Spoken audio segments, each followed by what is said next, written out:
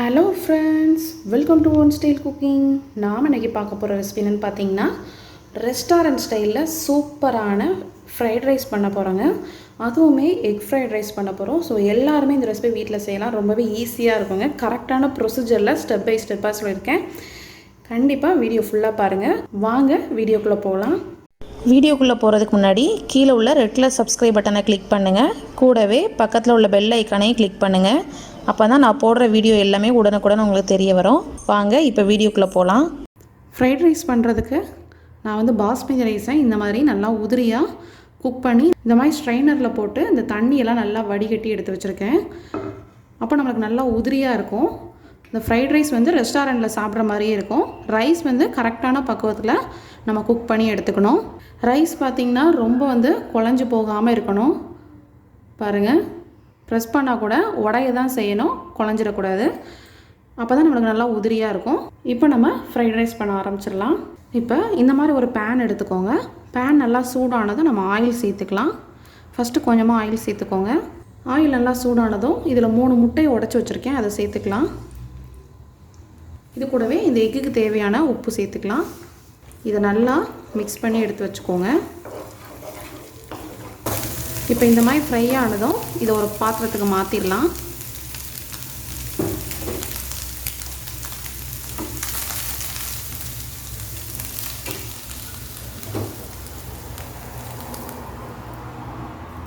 இப்போ அதே பேனில் கொஞ்சமாக ஆயில் சேர்த்துக்கோங்க. இதில் 1 டீஸ்பூன் அளவு பூண்டை வந்து நல்லா ஃபைனாக சாப் பண்ணி வச்சுருக்கேன். இந்த பூண்டு சேர்த்து இந்த ஆயிலில் நல்லா வதக்கி எடுத்துக்கோங்க. இந்த கலர் வந்து லைட்டாக சேஞ்ச் ஆகணும், அது வரைக்கும் வதக்கிக்கலாம்.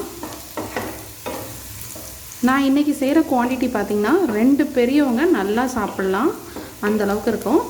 பாருங்கள், பூண்டோட கலர் வந்து சேஞ்ச் ஆக ஆரம்பிக்குது. இந்த ஸ்டைலில் நம்ம ஆனியன் சேர்த்துக்கலாம். நான் வந்து ஸ்ப்ரிங் ஆனியனில் உள்ள ஒயிட் பார்ட் சேர்க்குறேன். இது இல்லைன்னு நினச்சிங்கன்னா நீங்கள் நார்மலாக நம்ம வீட்டில் யூஸ் பண்ணுற ஆனியன் சேர்த்துக்கலாம்.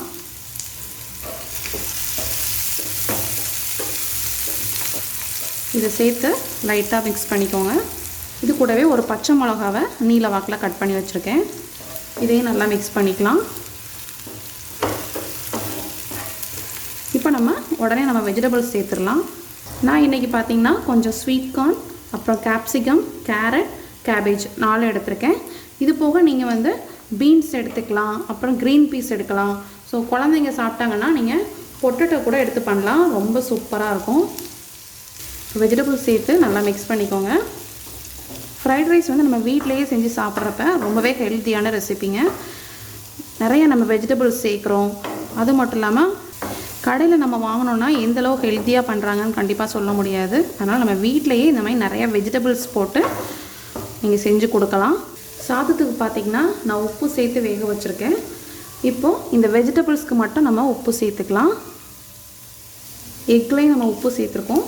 இப்போ உப்பு சேர்த்து நல்லா மிக்ஸ் பண்ணிக்கோங்க. இப்போ இந்த வெஜிடபிள்ஸ் மட்டும் ஒரு பாதி அளவுக்கு வெந்தால் போதும். ஒரு 2 நிமிஷம் வதக்கிக்கோங்க. ரொம்ப வதங்கணும் இல்லை. ஃப்ரைட் ரைஸில் வந்து வெஜிடபிள்ஸ் வந்து ரொம்ப வதங்கினா நல்லா இருக்காது. ஃப்ளேம் வந்து ஹை ஃப்ளேமில் வச்சு குக் பண்ணுங்கள். இப்போ வெஜிடபிள்ஸ்லாம் நல்லா நம்மளுக்கு குக் ஆகிருக்கு.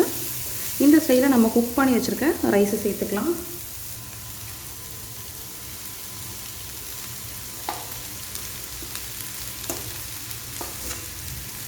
ரைஸ் சேர்த்த உடனே நம்ம ஏற்கனவே எக் ரெடி பண்ணி வச்சுருக்கோம்ல, அதையும் சேர்த்துக்கலாம்.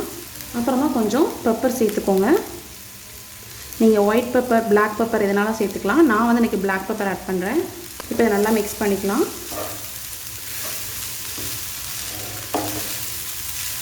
சாதம் உடஞ்சிடாத அளவுக்கு மிக்ஸ் பண்ணிக்கோங்க. இந்த ஃப்ரைட் ரைஸ் பார்த்திங்கன்னா நம்ம ஸ்ட்ரீட் ஸ்டைலில் உள்ள ஃப்ரைட் ரைஸ் மாதிரி இல்லைங்க. அது வந்து நம்மளுக்கு ரொம்ப ஸ்பைஸியாக இருக்கும். நிறையா ஸ்பைஸ் பவுடர்லாம் ஆட் பண்ணுவாங்க. இது வந்து பார்த்திங்கன்னா நம்ம ரெஸ்டாரண்ட்டில் செய்கிற மாதிரி ரொம்பவே டேஸ்டான ஒரு ஃப்ரைட் ரைஸுங்க. ரொம்பவே சூப்பராக இருக்கும். நம்ம எக்கு, ரைஸ் எல்லாம் போட்டு கலர்னதுக்கு அப்புறமா நம்ம இதில் சோயா சாஸ் ஆட் பண்ணுறோம். சோயா சாஸ் வந்து ஒரு 2 டீஸ்பூன் அளவுக்கு ஆட் பண்ணிக்கோங்க. கூடவே நான் வினிகர் ஆட் பண்ணுறேன். வினிகர் இல்லைன்னு நினச்சிங்கன்னா நீங்கள் வந்து கொஞ்சமாக லெமன் ஜூஸ் ஆட் பண்ணிக்கலாம். வினிகரும் ஒரு டீஸ்பூன் போல் ஆட் பண்ணிக்கோங்க. ஃபைனலாக இதில் அந்த ஸ்ப்ரிங் ஆனியனோட க்ரீன் பார்ட் இருக்குது, அதை ஆட் பண்ணிக்கலாம். அவ்வளோதாங்க. இதெல்லாம் சேர்த்து ஃப்ளேம் வந்து நல்லா ஹை ஃப்ளேமில் வச்சு மிக்ஸ் பண்ணணும். அப்போ தான் நம்ம அந்த வினிகர் அந்த சோயா சாஸ்லாம் வந்து எல்லா இடத்துலையும் ஈவனாக பரவி உங்களுக்கு நல்லா ஃப்ரைட் ரைஸ் ட்ரையாக கிடைக்கும். நீங்கள் எக்கு சேர்த்துட்டு எக்கு மேலேயே நீங்கள் சோயா சாஸ் ஊற்றுனீங்கன்னா அந்த எக்கோட கலர் வந்து பார்த்திங்கன்னா சேஞ்ச் ஆயிரும். ஸோ அதனால் ஒவ்வொரு ஸ்டெப்பும் வந்து கரெக்டாக ப்ரொசீஜர் படி செஞ்சிங்கன்னா உங்களுக்கு வந்து ஃப்ரைட் ரைஸ் ரொம்பவே சூப்பராக இருக்குங்க.